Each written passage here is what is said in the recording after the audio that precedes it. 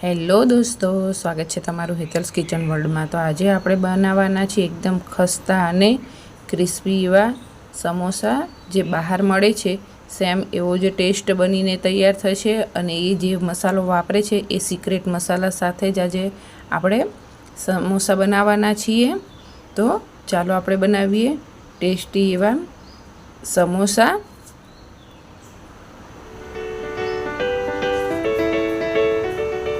તો સમોસા બનાવવા માટે આપણે એક મસાલો તૈયાર કરવાનો છે। તો મસાલામાં મેં 1 ચમચી આખા ધાણા, 1 ચમચી જીરું અને 1 ચમચી વરિયાળી લઈ લીધી છે।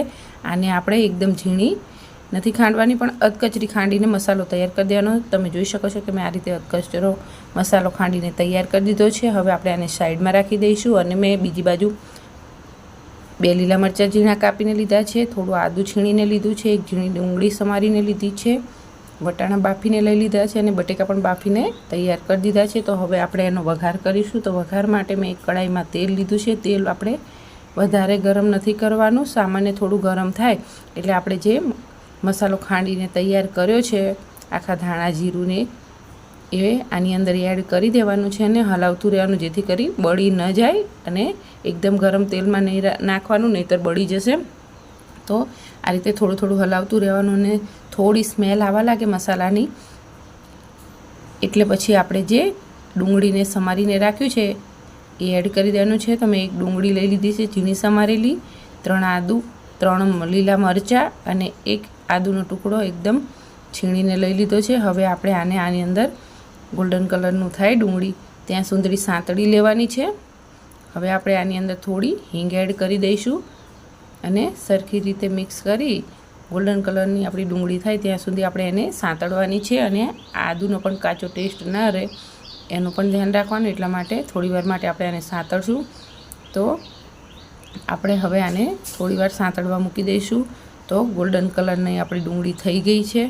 તો હવે આપણે આની અંદર મસાલા એડ કરી લઈશું। મસાલામાં આપણે 1 ચમચી મીઠું એટલે સ્વાદ અનુસાર મીઠું, 1 ચમચી આમચૂર પાવડર, ½ ટીસ્પૂન હળદર, 1 ચમચી ધાણા જીરું પાવડર, 1 ચમચી લાલ મરચું પાવડર અને અડધી ચમચી કાશ્મીરી લાલ મરચું પાવડર નાખ્યું છે।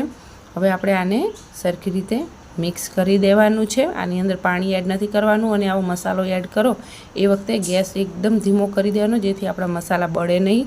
અને પછી સરખું મિક્સ કરી અને તરત જ આપણે જે બાફીને રાખેલા છે એ બટેકા એડ કરી દેવાના છે અને આ રીતે ચમચાની મદદથી જ પ્રેસ કરી બધા બટેકા તોડી લેવાના છે અને સરખી રીતે મિક્સ કરી દેવાનું છે। તો તમે જોઈ શકો છો કે મસાલો સરખી રીતે બટેકામાં મિક્સ થઈ ગયો છે। અને હવે હું અહીંયાની અંદર બાફીને રાખેલા લીલા વટાણા પણ એડ કરી દઈશ।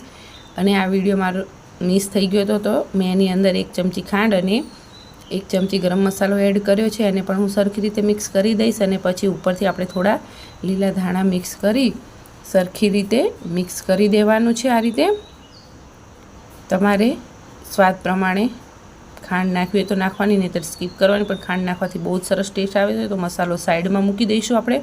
અને હવે આપણે જે સમોસા માટે પડ હોય છે એનો લોટ બાંધીને તૈયાર કરી દઈશું। તો આપણે હેલ્ધી બનાવવાના છે એટલા માટે મેં મેંદો નથી લીધો, ઘઉં જ લીધો છે। હવે આપણે આની અંદર 1 ચમચી અજમો હાથથી મસળી એડ કરી દઈશું અને સ્વાદ પ્રમાણે મીઠું એડ કરી દઈશું। અને આપણા સમોસા ખસ્તા બને એટલા માટે આપણે 2 ચમચી ઘીનું મોણ એડ કરવાનું છે, તેલનું એડ નથી કરવાનું। ઘીનું મોણ નાખવાથી એકદમ સરસ ખસ્તા અને ક્રિસ્પી બનીને તૈયાર થઈ જશે। જો તમારે ઘઉંના લોટના બદલે મેંદો લેવો હોય તો પણ લઈ શકો છો, પણ હું બાળકોને ખાવાનો છે એટલે ઘઉંનો લોટ લઉં છું। હવે આપણે આનો લોટ બાંધીને તૈયાર કરી દીધો છે। આ રીતનો લોટ બાંધવાનો, બહુ ઢીલો પણ નહીં અને બહુ કડક પણ નહીં, આપણે એ રીતનો લોટ બાંધી તૈયાર કરી દેવાનો। અને આ રીતની આપણે એક મોટી પતલી રોટલી બનાવવાની છે। તો હું વેલણની મદદથી એકદમ સરસ આ રીતે પતલી મોટી રોટલી બનાવીને તૈયાર કરી દઈશ। આ રીતે તમે ઘઉંના લોટમાં પણ બનાવશો તો પણ બહુ જ ટેસ્ટી લાગે છે, એટલે તમે આ રીતે ટ્રાય એક વખત જરૂરથી કરજો। તો મોટી રોટલી બનીને તૈયાર થઈ ગઈ છે। તો હું આ રીતે ચપ્પુની મદદથી વચમાંથી કટ કરી લઈશ અને આ રીતે 2 છેડા ભેગા કરી આપણે એક કોનનો આકાર બનાવી લેવાનો છે। આ રીતે હાથની મદદથી થોડું પ્રેસ કરી દેવાનું, જેથી કરી ખુલ્લી ના જાય। હવે આપણે આની અંદર જે મસાલો બનાવીને તૈયાર કર્યો છે એ 1 ચમચી હું એડ કરી દઈશ। અને જે સાઈડથી આપણે જોઈન્ટ કર્યું છે એની સામેની સાઈડ આપણે આ રીતે એક પાટલી જેવું વાળી લેવાનું છે। અને હવે બંને છેડા આ રીતે ભેગા કરી વચમાંથી એને સાઈડમાં પ્રેસ કરતું જવાનું છે। આ રીતે અને એકદમ હાથની મદદથી આંગળીઓની મદદથી સરખી રીતે પ્રેસ કરવાનો, જેથી કરી મસાલો ના નીકળી જાય. આ જ રીતે હું તમને હવે બીજો સમોસો બનાવીને તે બતાવું. તો પહેલાં આ છેડા બંને ભેગા કરી અને આ રીતે કોનનો આકાર બનાવી આ રીતે પ્રેસ કરી દેવાનું છે હાથની મદદથી. અને હવે સામેની સાઈડ આની અંદર આપણે મસાલો ભરી લઈશું અને જે બાજુ આપણે જોઈન્ટ કર્યું છે એની સામેની સાઈડ આ રીતે એક પાટલી બનાવી લેવાની છે અને આ રીતે પ્રેસ કરી અને આ રીતે સમોસો બનાવી લેવાનો છે. આ રીતે જ હું બધા સમોસા બનાવીને તૈયાર કરી દઈશું આપણે. તો તમે જોઈ શકો છો કે મેં બધા સમોસા બનાવીને તૈયાર કરી દીધા છે. બહાર જેવા જ આકારમાં બન્યા છે. તો હવે આપણે તળવાના છે. તળવા માટે મેં તેલ મૂકી દીધું છે. આપણું તેલ ગરમ થઈ ગયું છે. તો હવે એક એક કરી હું આ રીતે 2 સમોસા એડ કરી દઈશ અને આપણું તેલ એકદમ ઉકળતું નહીં રાખવાનું અને ગેસ ફૂલ નહીં રાખવાનો. જો ગેસ ફૂલ રાખશું તો આપણું બહારથી બળી જશે ને અંદરથી કાચા રહેશે. એટલા માટે મીડિયમ ગેસ ઉપર જ કરવાના છે અને એકદમ ક્રિસ્પી બનશે તો ધીમો ગેસ જ રાખવાનો અને આ રીતે પલટાવતા રહીશું. ગોલ્ડન કલરના થવા દેવાના છે. તો તમે જોઈ શકો છો કે આપણા સમોસા એકદમ સરસ ગોલ્ડન કલરના બનીને તૈયાર થઈ ગયા છે. આ જ રીતે આપણે હવે બધા સમોસાને પણ તળીને તૈયાર કરી દેવાના છે. આ રીતે ધીમા ગેસે કરશો તો બળશે પણ નહીં અને કલર પણ સરસ આવશે, ચડી પણ જશે. તો આપણા સમોસા તૈયાર છે.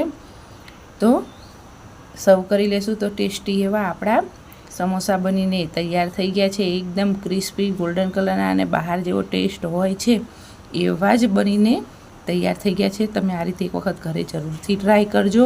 આ જ રીતથી હેલ્ધી બને છે અને બહુ સરસ લાગે છે. તો તમને મારી રેસીપી કેવી લાગી એક કોમેન્ટ બોક્સમાં જરૂરથી જણાવજો. અને જો મારી રેસીપી પસંદ આવી હોય તો મારી ચેનલને લાઇક કરજો, શેર કરજો અને સબસ્ક્રાઈબ કરજો અને બાજુમાં બેલ આઇકનને ક્લિક કરજો, જેથી મારા આવનારા હર નવા વિડીયોનું નોટિફિકેશન મળતું રહે. અને તમારે હવે કઈ રેસીપી જોઈ છે એ કોમેન્ટ બોક્સમાં જરૂરથી જણાવજો. તો ચાલો હવે મળીએ નવા વિડીયોમાં નવી રેસીપી સાથે. Thank you. હર હર મહાદેવ.